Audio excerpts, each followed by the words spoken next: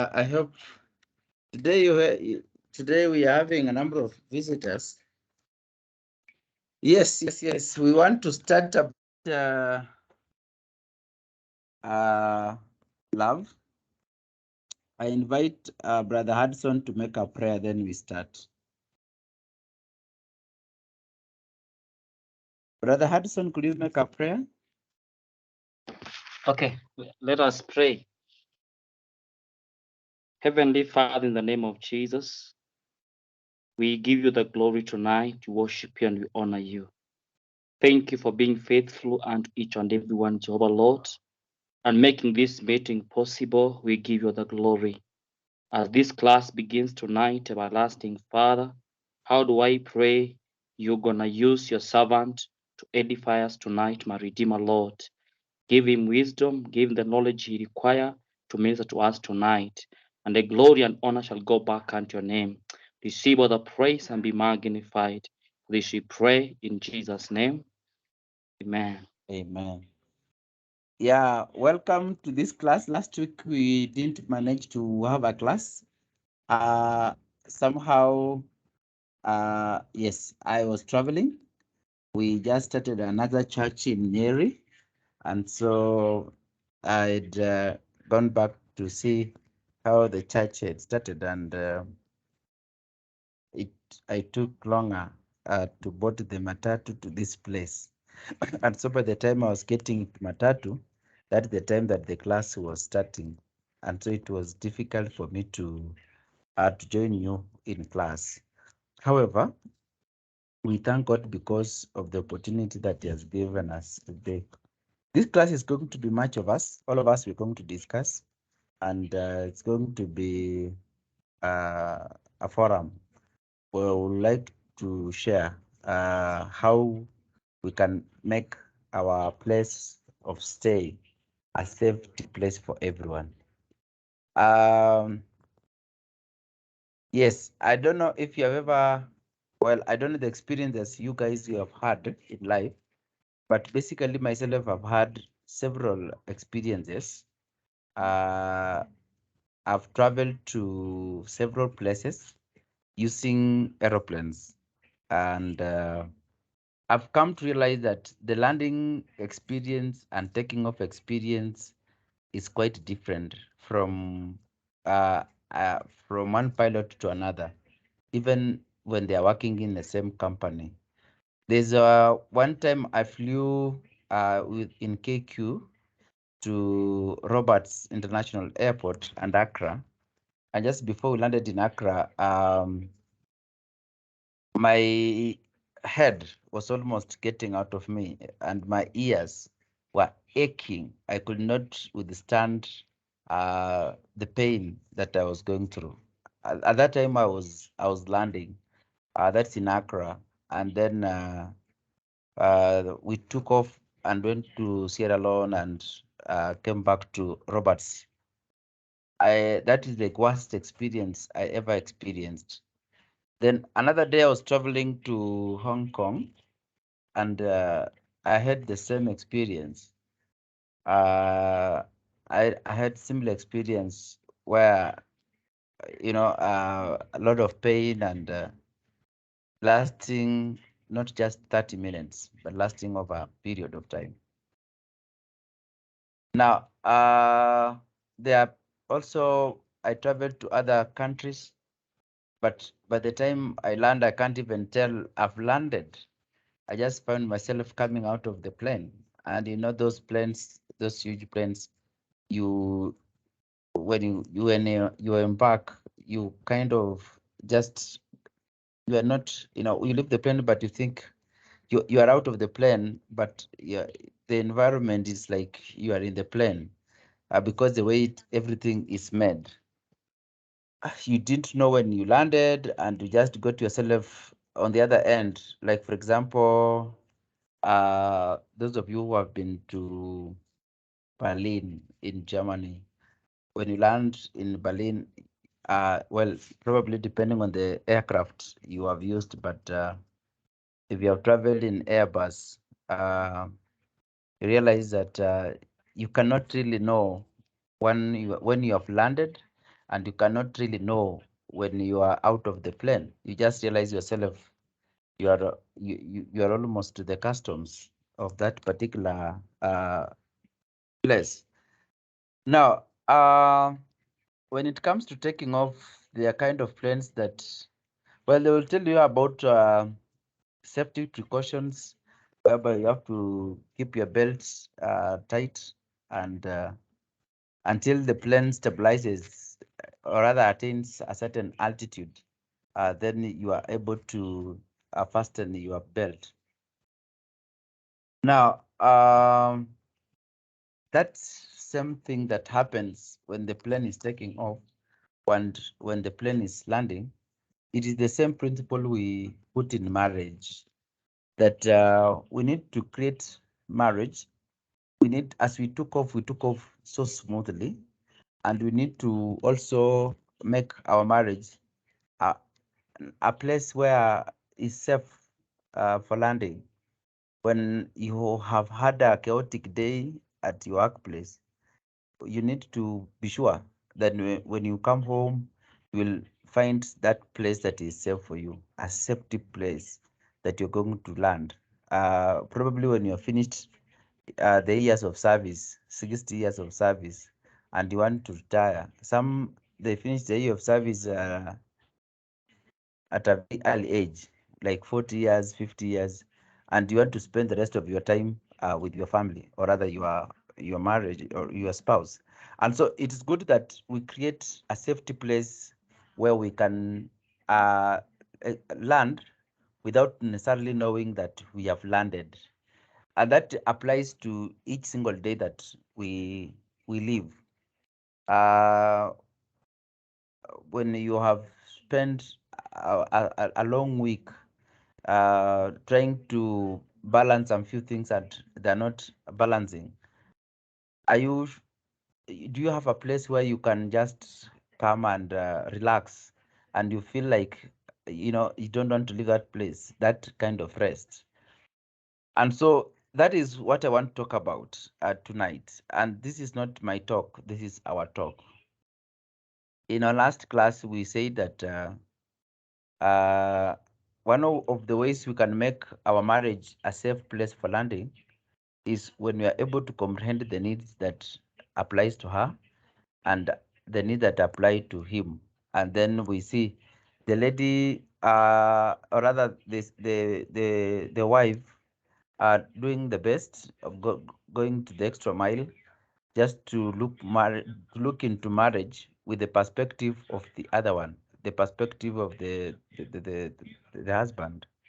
And equally to the husband, you look you handle marriage in the perspective of your wife, not in your own perspective, but in your perspective. Not in your perspective, but in your spouse perspective. If we attain that, then we'll be able to to change or to turn around our place of stay, where most of us, we have made a decision that will be there forever. So when your wife quarrels, what informs the quarrel? That is something that you need to study your wife and just to know. That's what you call emotional intelligence. You need to develop some intelligence in handling your wife, your wife's emotions. You need to study the emotions of your wife and be able to handle them. You need to be able to know when they are high, you need to know when they are low, and what causes them to be low and what causes them to be high. And then if you are able to capture that, and she comes home and then she portrays some symptoms that are unfamiliar, like withdrawals and all that stuff. It takes you shorter time to get to know what has affected her emotions, so that you don't add injury to injury. She has come home, she has had a heavy day, and then just upon reaching home, you also come up and you contribute to that particular the challenge that she had in the day, or rather the heavy heart that she had developed during the day. So one of the things that we need to be, thank you, my wife. I see she's already in. One of the things that I would like us to look at is studying uh, uh, the emotions. We call it emotional intelligence of your spouse. Another one is when I talk about culture, and I'm not talking about ethnicity or rather race. I'm talking culture, and I'm talking about culture is the, the habitual aspect, or rather how the perspective that he looks through life, the way, what is her, what has he been brought up knowing. I'm not talking about the culture or the Luya culture or the Kalenjin culture. I'm talking about the perspectives. What is her habits? Studying those habits, it is called cultural intelligence. And now I'm looking for born again. So it's also good to look at her stability in her spiritual life. What is her level of, I'm not just talking about her, I'm also talking about him, the spouse, I mean. And so that gives you an upper hand to handle her emotions, to handle her perspectives, her attitude, her moods, and all that stuff. And so by doing so, you are not looking at marriage from the way you understand, but from the way she or he understands. So that is what we looked into in the last class, which is a week, 2 weeks ago. As I mentioned last week, we did not have a class, and I encourage us to read this book here, His Needs and Her Needs, and then you'll find some few things to apply. But today, I would like us to look at 5 love languages. Well, those of us who are here could explain to us what they understand about languages of love or love languages. I see my wife, she's in, that's Nisia. If she's able to respond, probably she can just explain to us what she understands about uh, love languages. Then we move on. And then you can raise your hand. I'll give 2 minutes. We all react to what we understand by the word love languages. Yeah. So, darling, could you could you explain to us what love language is? Thank you. I think my understanding of love languages is the various ways in which different people interpret or appreciate love, like the forms in which people appreciate love, being loved, and for example, what things are done to me that make me feel love and appreciate love, and different people will appreciate it differently. So for me, I think it's how people interpret love, how people take, in what form people take love. That's my understanding of love language. Yeah, thank you very much for that contribution. Can we have somebody else to probably make some addition, contribution? Aha. Estangere, how do you understand love language?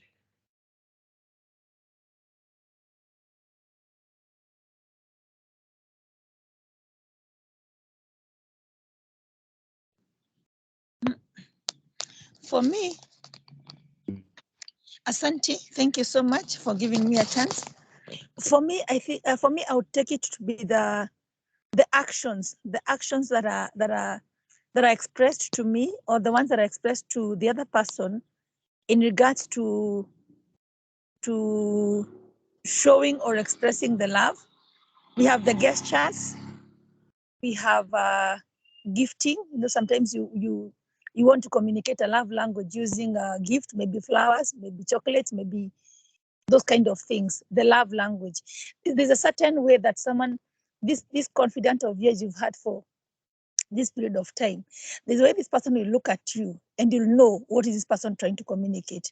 There's a way this person will hold you and you'll know this is a communication.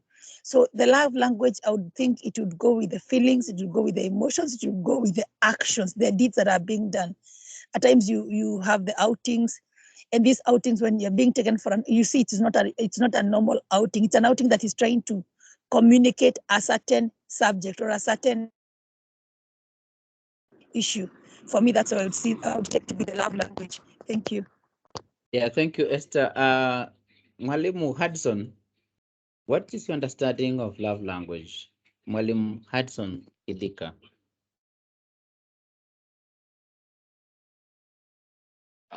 Thank you, Mchungaji, for the opportunity. I think I'm not far from what I've heard to say.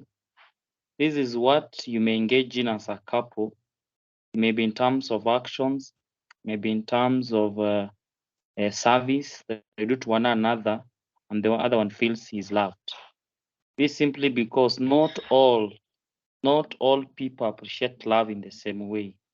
Some appreciate by actions, others appreciate by service, others appreciate by maybe just spending time together. And this varies from one person to another and from one couple to another. Thank you. Thank you very much. I would like just now to move on. Thank you for your definitions. All of them, they are applicable in our understanding of 5 languages of love. And so I want to move the class to another direction. I would request somebody who is a volunteer just to share with us his or her love languages. You just raise unmute your microphone. If you're the second one, you can now raise your hand. But if you're the first one, you can just unmute your microphone and tell us your love language, the language that you find it's your love language, or if you know your love language, just share with us, then we see. So you feel free to unmute, then you share. Just unmute and then you share.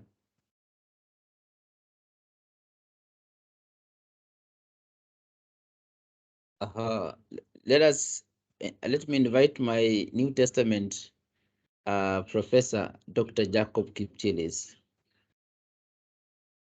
My professor, New Testament class, Dr. Kipchilis, my Greek teacher. Could you tell us about your love languages? Let me just share one. Yes.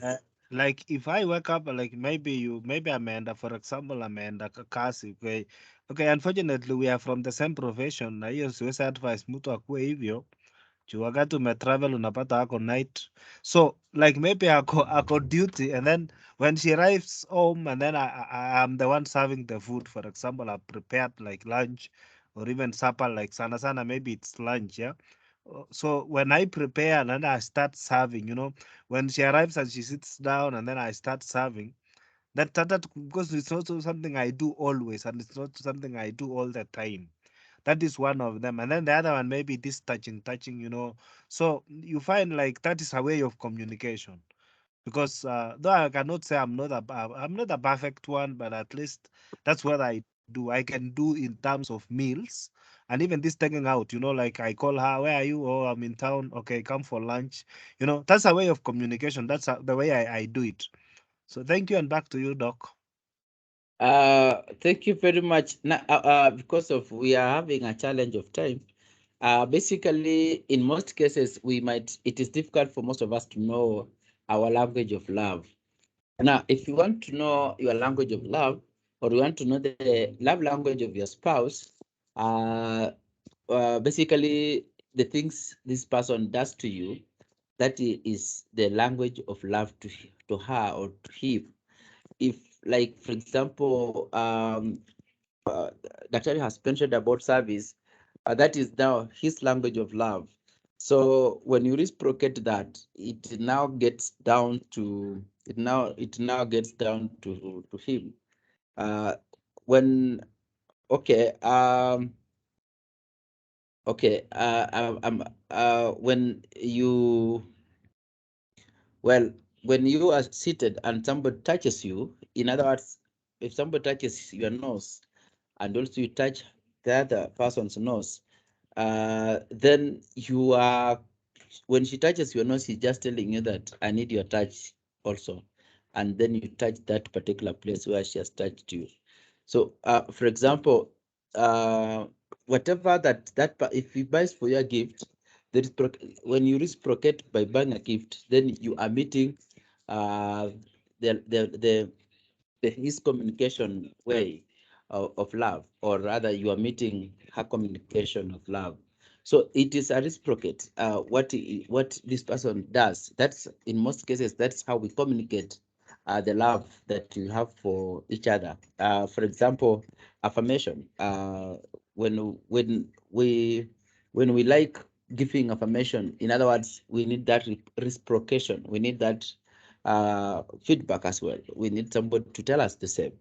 If I tell somebody, if I'm fond of telling you I love you and other stuff, uh, when I'm giving those encouragements, in other words, I'm just like telling you, you also do the same to me, so that it doesn't come up on one day is that he doesn't even say thank you to me. Yeah, and sometimes they pick conflict out of it. Hata nikifanya nini, hakuna siku hata nishukuru. Hata nikipika namna gani, hakuna siku nitashukuru. Now, before I figure that level, there's a possibility one day alikwambia, hey, daddy, uko poa, aki daddy, thank you very much, you did this. And you didn't realize that even her, she loves the same thing to be done to her. She cannot even as well herself, it's hard for her to tell if really that's what she wants. But instincts, they just move her towards that, and she just find herself buying gifts, she just find herself touching you, she just find herself, just coming closer to you and lying on your laps, or rather, she want to escort you to go wherever you want to go. When she's kind of that, she just want to be with you and she want to give you her time. That means her language of love is quality time. So she want to spend much time with you. She just want to spend that quality time with you. And because she cannot buy a gift by herself, and she's out there, and probably she has some few coins remaining with her, or she just got a jackpot, or well, some bonuses from the dividend from somewhere, or dividends, or somebody blessed her and all that stuff, or she earned salary, and she can't buy a gift to herself. So she'll buy that gift to the one she loves most. Since she can't buy to herself, she'll buy to whom she loves most. And when she's done that, she's just communicating that language to you, so that you are able to know what she values. And so in return, you find also, if she's fond of surprises with gifts, then you also create opportunity. You give her surprises with the same gift. So when we are talking about love language, as our friends have spoken, it is what we do in action.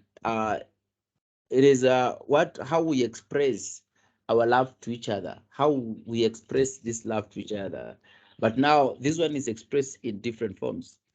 So words of affirmation, there are people who are moved by that, and it is just equally important that we be able to learn, we'll be able to be sensitive. We study, we develop some intelligence, some know-how in this. What is this thing that she's fond of doing to me? She's fond of doing to me. She, or he cooks for me, he irons clothes, he want to escort me, he accompanies me to the salon, he want to take, he wants hangouts, he want to take me to pizza zone, he want to take me to nyama choma, he accompanied me, and the other time when I went back home, I found that he had bought this to me. So in other words, she's just communicating that this is, I love doing this. I love doing this. So if you do it to me, I love it so well. I love it so much. I love it that way. And so they say on the needs that we like, that is men, they like admiration and being admired, but women love affection. So those two words kind of they relate when it comes to because affection comes through that acknowledgement of who she is, that value that you put onto her, and the same thing comes with admiration. So when you look at men, they love being admired. They are masculine. Some men they love it when you talk about, when you tell them the six pack, they love it that way. When you talk to them about their strength, they love about it. And so equally to our ladies, they like somebody who's affectionate to them, and this is done through the words. So we need to tell, we need to tell them, or rather we need to tell our friends how valuable they are in our life, and how life can be so boring without them. And so we can only do that when we learn who they are, and we can only learn by being sensitive on what they are fond of telling us, and then we reciprocate, we give it back.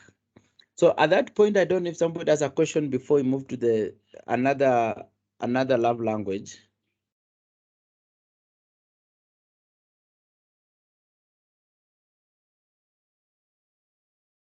Any question before or addition?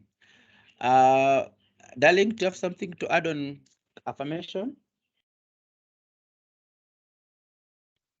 Now, Oh, that's okay. Any additional information on affirmation before we move on to the quality time?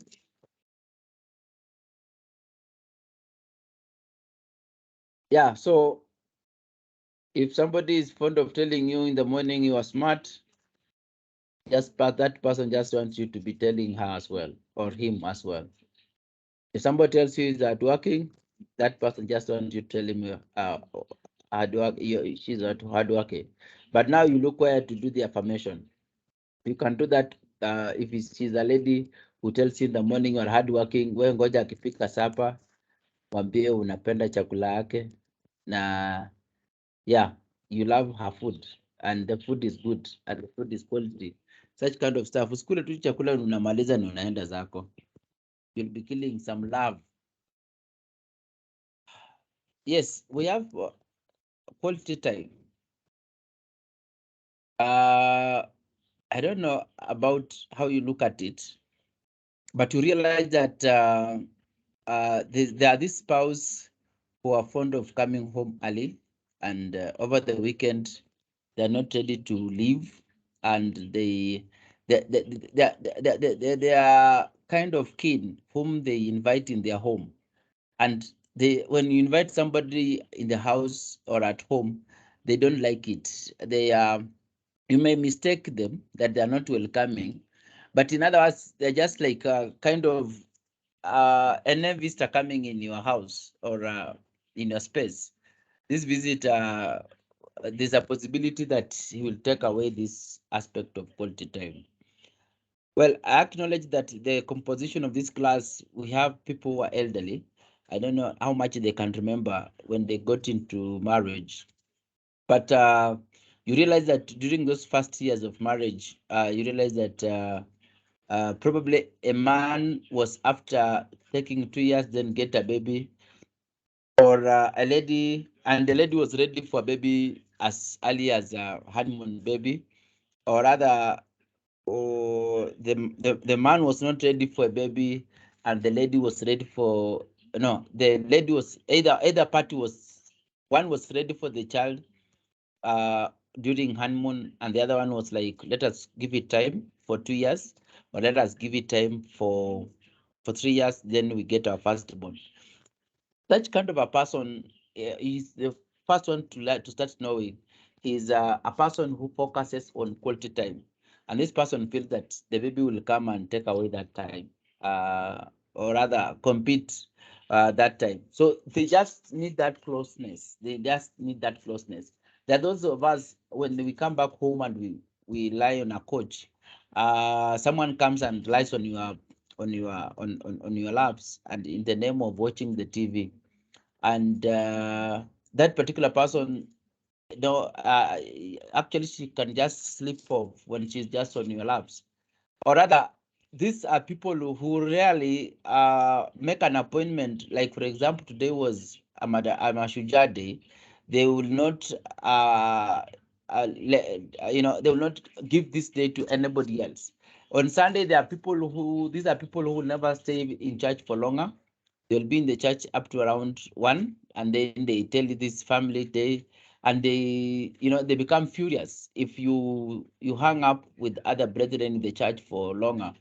They become furious. They don't welcome that. They don't agree with you that you should spend. And when you come home, they quarrel you. They tell you this is family time. Will we have our own time? These are the people when in-law comes in, the in-law, they don't welcome the in-law. It's not that they don't like the in-law, they love the in-law, but they would rather support the in-law, or in-law just comes a day and goes. They don't welcome that in-law in the house. These are people who value time, and they need quality time. When you talk about quality, it's not just about you being at home. It's not just about you being with them. It is about you and them alone. They just want you to be with them by themselves. They are not okay when your friends come in on a weekend afternoon, Saturday afternoon, or Friday afternoon. They don't like that. They just need you alone. And when you want to go for a holiday, or rather a vacation, they are so that they will pick a place that is not with many people. They want to go to a place that is quiet, because they value that closeness that you are going to be with them, and they want to spend time with them. They want to spend time with them. They don't want anybody. They don't want anybody to come in their space. They just want you and you alone. So both both we can get this from a man who is also in for quality time, and you can also get this from a lady. It's not like ladies are the one who only wants quality time. The quality time applies to both. It applies to both. And it's not about you being with, they are not looking for quantity of time you will be with them.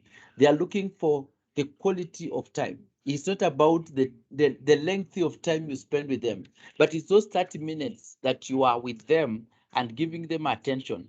When you switch off the TV, just because you are two of you and you want to have a conversation, or if you have children in the house, but you put out your children and you switch off the TV and you put your phone away from you, so that you can just spend this time with you, with her or with him. She really values that time. These are the people when you make an evening and you accompany them in the kitchen, and you leave something so important going on the television, and then you get into the kitchen and she's cooking and you are just there, and you are talking like, they call it right, left, center. You are not moving, you are just there, and you're just giving her that time. These are the people, when you make a suggestion of going out, and you happen to go, and then another day you go, they feel fulfilled in their particular marriage. So they are after quality conversations with their spouses. They are after sharing of experiences of the day. When you come from work, they are very strategic. They know the time will come home. They are very strategic. If you are a man and the lady is the one who communicates through quality time, and she needs quality time, she'll try her best to be at home early enough, and then she makes a cup of tea, and then or rather or porridge, and then she keeps it a place where when you come in, She ensures that you have taken a shower, and she welcomes you to the house. You have taken a shower, and when she brings these things to the table, she doesn't allow house help to bring it. She brings it herself, and she just sits there with you. She just sits there with you. It's not that she's jealousy of anything or she feels insecure. No, that's how the Lord has just made her to be. That she values that time you are with her, that time that you're listening to her, that time that you're giving her thoughts, that time that you are, even if it's 20 minutes, but those 20 minutes not interrupted at all. You're just concerned about her day, how it was. If she's working, you're concerned about her workplace, her boss, her successes at workplace. You're just concerned about that, her challenges, and you're positively contributing, not blaming her in any given way. By the way, on conversation, the last thing you can do to your marriage is to blame your spouse. Even if you see she was on wrong, when she comes home and she tells you that this happened, and you know, uh, I will encourage us to refrain from blaming our spouses. Remember, I said that marriage should be a safe place of landing. And so we should not make a marriage very hostile. She has just left office and she was blamed for something that happened. She comes back home and then you blame her as well. Basically, as I mentioned, that there is affection and there's admiration. These two, it is difficult for you to separate them. But admiration is something different, affection is something different, but they have a place where they are connected. And then the conversation here that we are talking about and the recreational aspect of it, it is just like that. When you talk about affection and you talk about attractiveness, it is something that they are all intertwined. They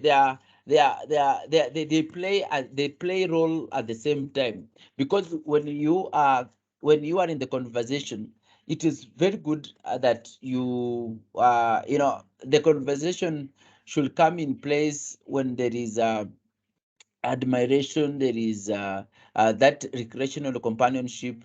That is the time that you're creating together is what will build, or rather will contribute to the meeting of these needs, either knowingly or unknowingly. So as we move forward, I would like us to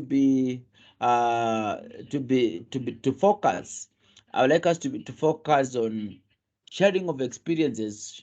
Should We should refrain from complaining. We should refrain from accusations. We should refrain from pointing fingers. This is a time where we console each other, we comfort each other, and we lay it bare for one another. And we try to see how we can navigate the following day. When she's leaving to work, we find how best she can go to work and she be blessed. So that is about quality time. I've spoken about affirmation, where I said on affirmation, be positive, be positive, and be sensitive. Be sensitive and study her emotionally intelligence, and use that one to give her affirmation or him affirmation, and through the quality time, you are able to understand your spouse well. You are able to understand her perspective well of life. You are able to understand her worldview. You are able to understand her model, her marriage model, and you are able to understand where she's coming from, where she is, and if something is now affecting, infiltrate. If something is coming into your marriage, you are able to know. If there are other voices that are coming in your marriage, you're able to tap them early before they penetrate. And so quality time is quite important, that you share, and that's when you you start knowing her interest in life. If she's the interest she has in investment, the interest she has in future, the interest she has for children, the interest she has for the entire marriage. And that's the time now when you are alone, you meditate on those things and start now fulfilling them. You like to see her flavors or her taste of life. And now when you move on, you start meeting those flavors of life. Now, as I mentioned about the issue of love language is what you are done, what you are done, what you do to other, what you do to the spouse. That is your love language, and so you need to be sensitive to give it back. So you realize that receiving of gifts, tangible expressions of love, assure you that other people is not thinking of you.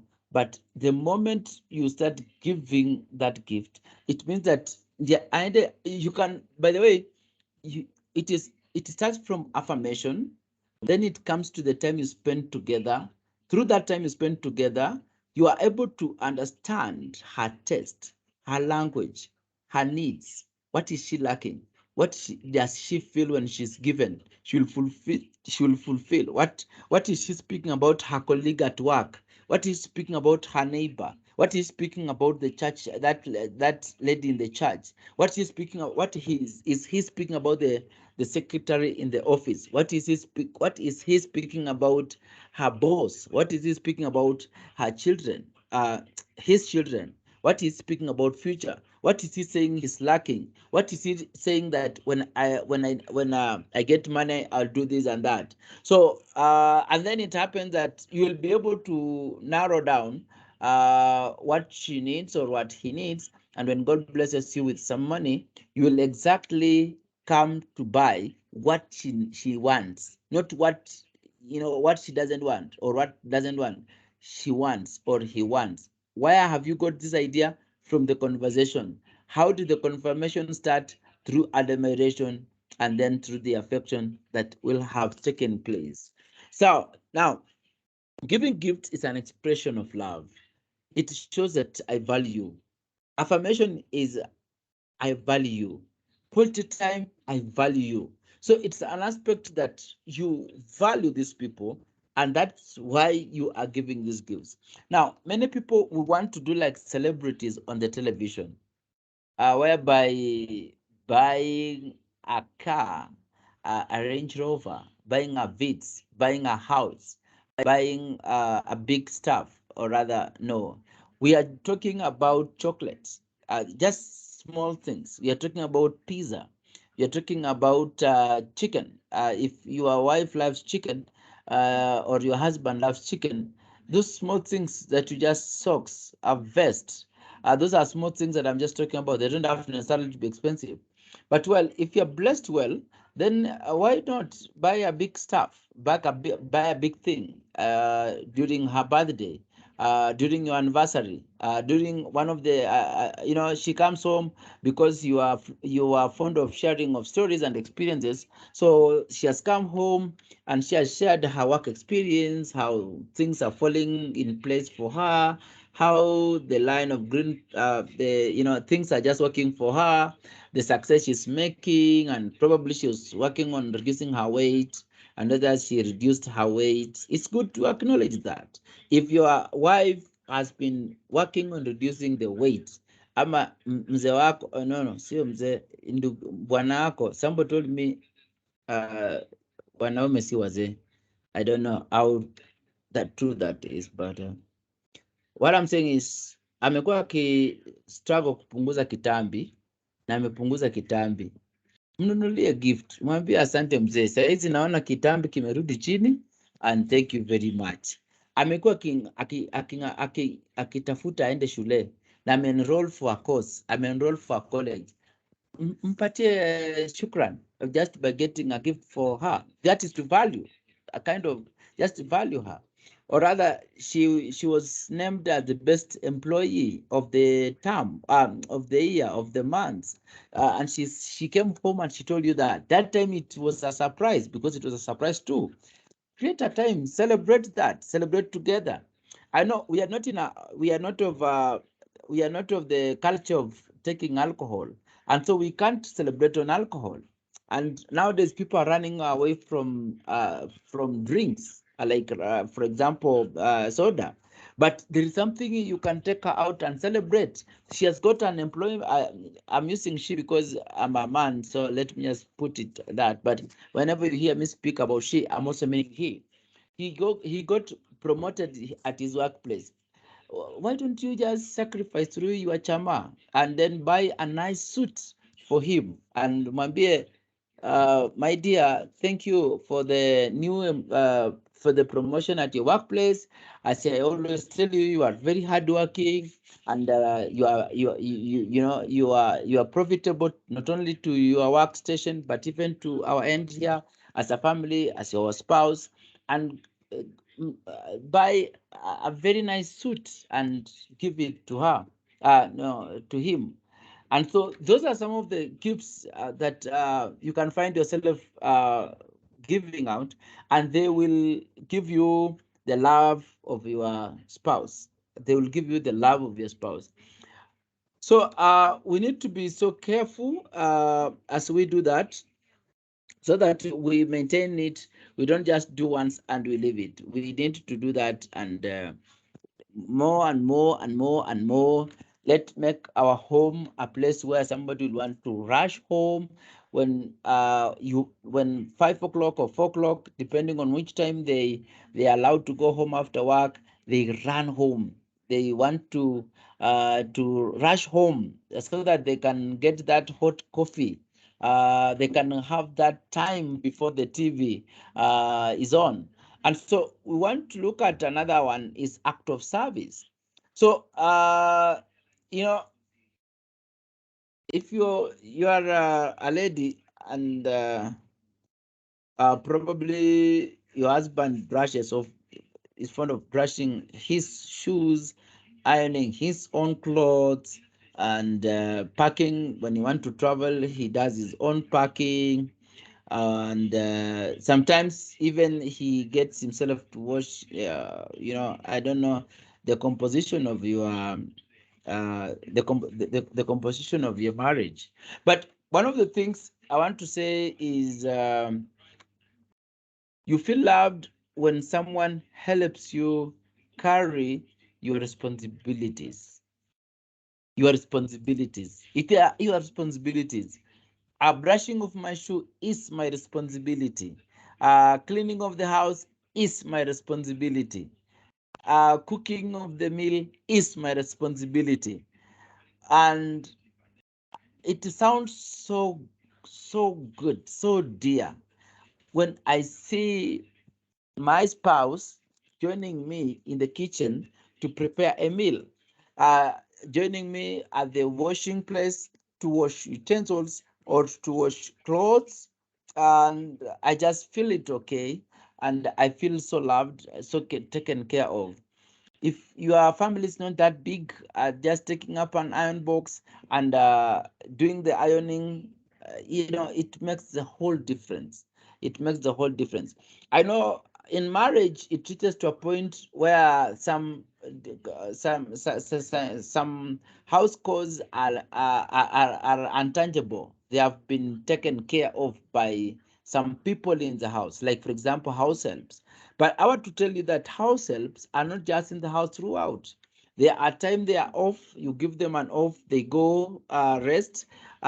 Children are in high school or they left for marriage or they are living on their own and you have stayed alone, or children are still young and so you are just two of you, the house help is not in the house. Take those moments, grab those moments, and now use those moments to showcase your love through the acts of service. When your husband is waking up, you have already ironed the clothes and you have put on hanger. Okay, you have selected the clothes that are to be worn that day. Even if it is his responsibility to know. To choose which one you want to wear, but William, why you went it ahead? You went ahead of him, and you went to the wardrobe and you picked those clothes, and you were able to iron them well, and you place them a place that is he can spot them, and even where possible you tell him, hey darling, your clothes are here. That is his responsibility to know which dress to wear. But you have gone ahead and you are probably in the conversation you had yesterday through quality time, you learned that the following day he's meeting a CEO of a certain company, or you learned that he's meeting some important person, or you have already known the schedule of his work to the following day. And so when you're waking up because of the conversation you had last night, and you're waking up now the following day, you are able to know what time is leaving the house, where is going to work, or how his workplace is going to be.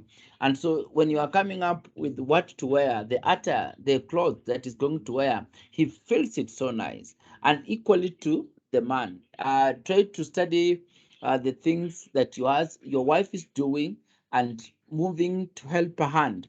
If it is going to the shopping and you say, darling, today I can give you a company to go to do the shopping together.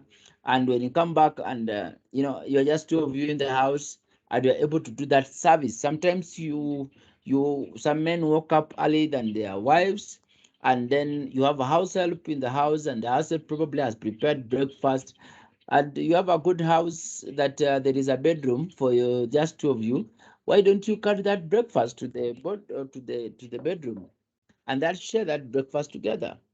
So what I'm trying to say here is we need to show these acts of love, as we can only do that from the background mali wanatufanyia, and so that we can move toward the direction. There is physical touch. There is physical touch. There's physical touch. You feel loved when literally, somebody embraces you, and well, most people, well, there are those who value love through touch, and the only way to know this is to be able to, make that follow up. Is able to make that follow up, make that thorough follow up, make that thorough follow up, that follow up, just to know what does she want. And you cannot know this when you're coming home late in the night. Hawezi ukajua kama your person loves touch when unakuja jumbani ashalala, ashaanguka kwa kitanda, so you join her on bed. No. Or it is when you come home early and she comes to where you are seated and she touches you, she puts her leg on you, she puts her hand over your shoulders. That's when you know, oh, yeye anapenda touch. And so you give the same thing, touch. When you are in the sexual, when you're having sexual intercourse, where is your spouse touching you? Those are some of the areas you just become sensitive, and you also touch. And those are some of the things that arouse that love, and it makes that love to grow and grow and grow and grow. When you are in the foreplay, when you are impressing each other, when you are, nobody in this marriage is a sex object. Men are not sex object, and ladies are not sex object. Even if men love sex, but they should not turn their wives into sex object. There is foreplay, and how do you go about it? Through touching. At what time do you start touching? That is the question that you need to look in the context of your house. You don't hang up with your children to the late hour. And how if you don't get time for quality time, how will you know how your spouse values that? And so you find that these things, they interplay. They flow in each other. And so as we carry out physical touch, affirmation, act of service, and then issuing of gifts, we are building a marriage that nobody can penetrate in that marriage. If we are live to our aspirations for each other, if we are alive to the fact that our spouses, we are meeting their physical needs, their emotional needs, and their social needs, and their spiritual needs as well, then we are going to create a place that will experience love, self-landing. I remember mentioning to you about my trip to Berlin. I didn't know I've embarked in the plane. I noted that I was off the plane when I actually I'd walked a good distance. But when I landed in Accra, the airport, Accra airport is so open. I suffered a lot before landing.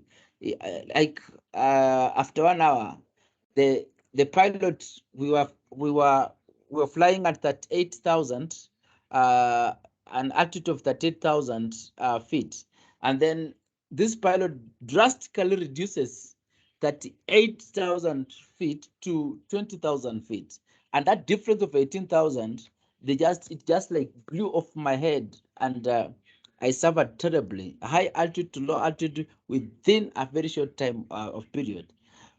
But anyway, we had to land, and so that's how ourselves we crash our marriage. We want things to happen instantly. We want our marriage to be a safe landing instantly. We want to buy gifts like tonight, like tomorrow. No, it is an aspect. You cultivate that. You grow it. You nurture it. You make it. It is a culture that you develop. It is something that you keep doing. And the more you keep doing this, the more it becomes part of you. It becomes part of her. And the more you can't live without the other one, you always miss her. You miss her hug. You miss her kiss. You miss her touch. You miss her words. You miss her affirmation words. You miss her appraisal words. You miss her acknowledgements. You miss her gifts, or you miss his gifts. You miss his touch. You miss, those things that you have just mentioned here. So if we are going to able to bring all these 5 languages I've spoken in place and make them work in our marriages, then our marriage shall be a place of celebration. Our marriage shall be a place of celebration. And why should we celebrate marriage? We celebrate marriage because it was created by God. It is God's creation. And we celebrate marriage because we are able to overcome those obstacles that came in our life. We are able to overcome those obstacles of sex. We are able to overcome those obstacles of communication. We created intimacy in ourselves. We created closeness in ourselves. How did you create it? By by words of affirmation, by quality time we spent with each other, by acts of service, by giving of gifts, by touch that we'll be doing. We are able to make our communication complete. Now, when we are able to make our communication complete, then we are going to create a trust to the spouses. Each spouse will have trust in the other one. Now, just try to imagine you are living with somebody who trusts you, somebody hata kikifanyika kule nje, you are sure your husband trusts you, because your communication is uptalk. Your communication is all round. It's in the body language, it's in the emotions, it's in the moods, it's in the gifts, it's in the touch, it's in the quality time, it is in the gifts. You have gone out of your way. You have bought a very nice gift. You have gone out of your way. You have cooked to Gali when she was cooking meat. You have gone out of your way. You have accompanied to the salon. When that happens inside your marriage, then you experience climax in your marriage. Climax. When I talk about climax, I mean there is that joy that is that joy that comes. Let me say sex. When the two of you are having sexual intercourse, there is that joy, there is that fulfillment, there is that satisfaction that comes, and that satisfaction brings health in your marriage, clears stress, and takes care of some diseases like depression, takes care of some diseases like worries of the day, worries of life, and then you are set free, and then you become a free person, very free. You are walking out there smiling alone, because a marriage you have created, a marriage you have invested, a marriage that you have built, it is a place that you can count for, a place that you are proud, a place that you miss to be, a place that you always want your employer to give you time to work from home, because working from home, it is just a fantastic place that you want to be, a place where children are on board and life is as the Lord has planned it to be. So friends, I said that I want to finish on this class today so that we move in our next class, which will be family. I'll be talking about family, how to live with your children, and how to, to be there. But one of the things that we need to work in is to know our women like romance, to warm up to sexual relations. Men like sexual relations to warm up to romance. Those two statements are very key.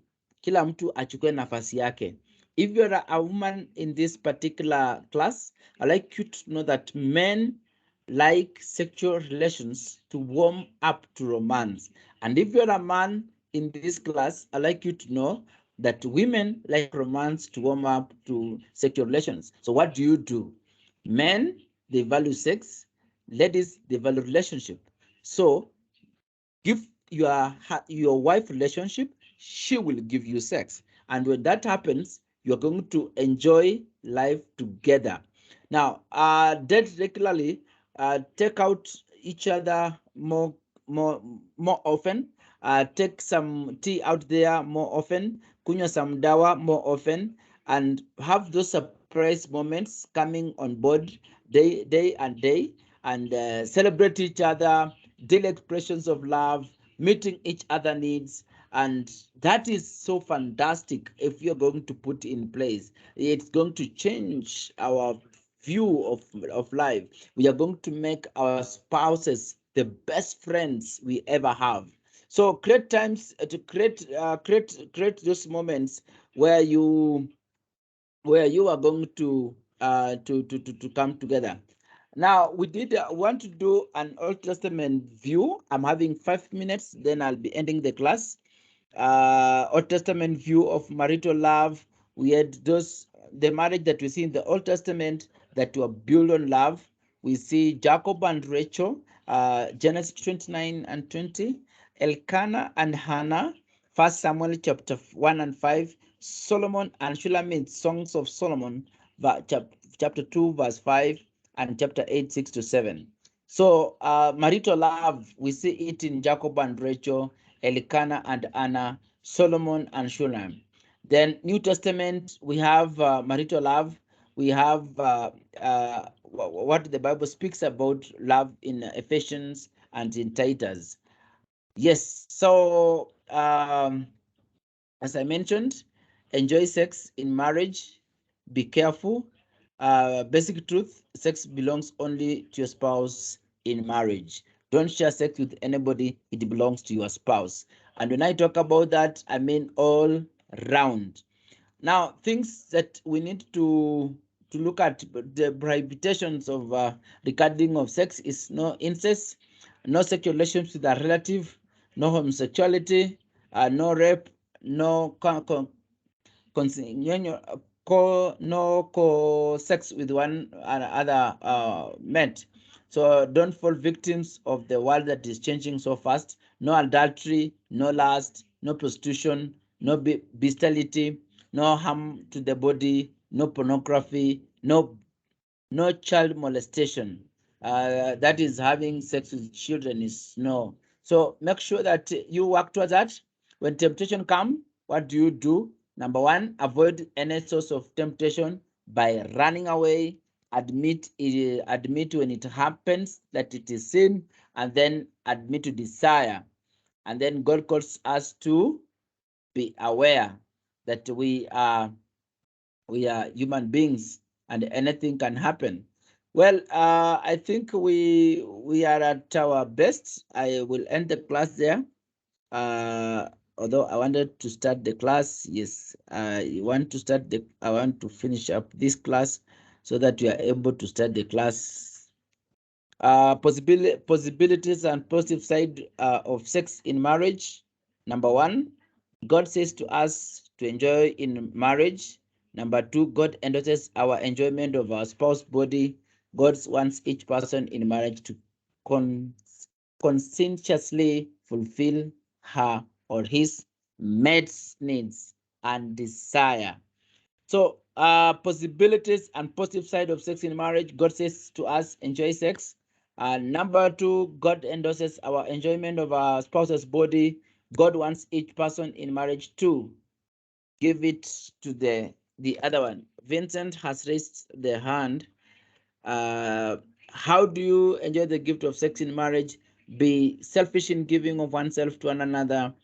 Pay attention to your sexual life. Keep the bedroom special. Submit to each other.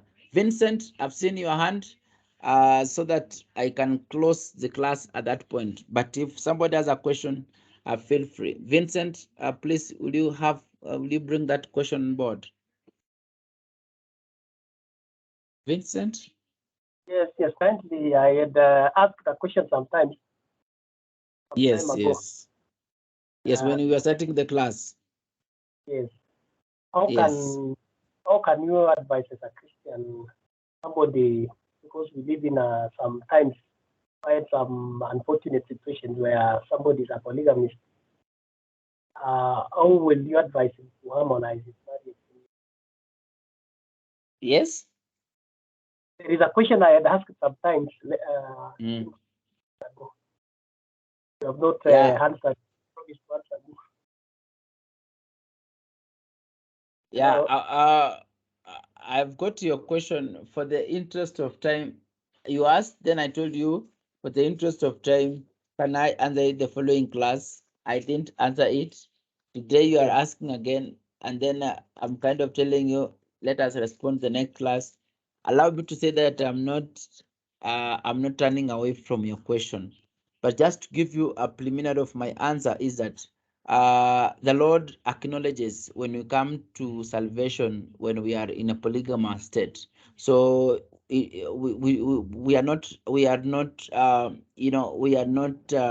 compelled to come to monogamous way of life by sending off other women and then remaining alone. So when you come to Christ and you are a polygamy in that state, God will still give you that value.